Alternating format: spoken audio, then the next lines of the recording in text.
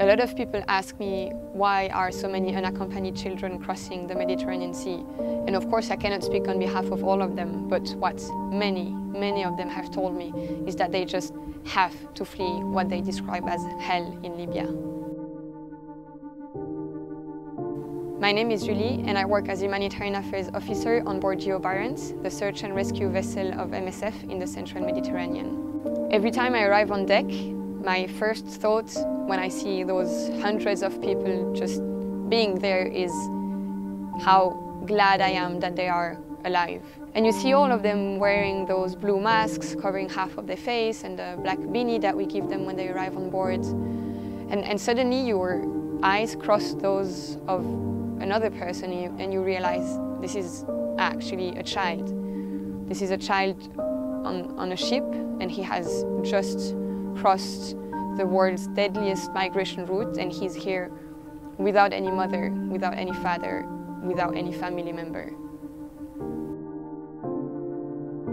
During this rotation, there was a very high number of unaccompanied minors on board, 140, and that is the highest number of unaccompanied minors that have ever been rescued by Geo Barents. Unaccompanied minors are living and trying to cross the Central Mediterranean for many different reasons.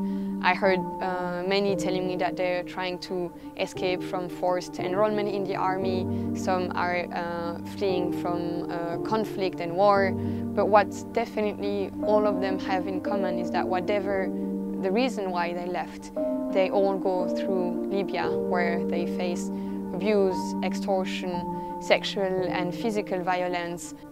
And when we know how extreme it is for adults to try the sea crossing, we cannot imagine how difficult it must be for a child. The younger children, they're on another deck with some of the women as well, and they're just running around, playing, drawing, basically being children. But although they seemingly are coping with the situation, we also know how affected they remain by the situation and by what they've been through in Libya.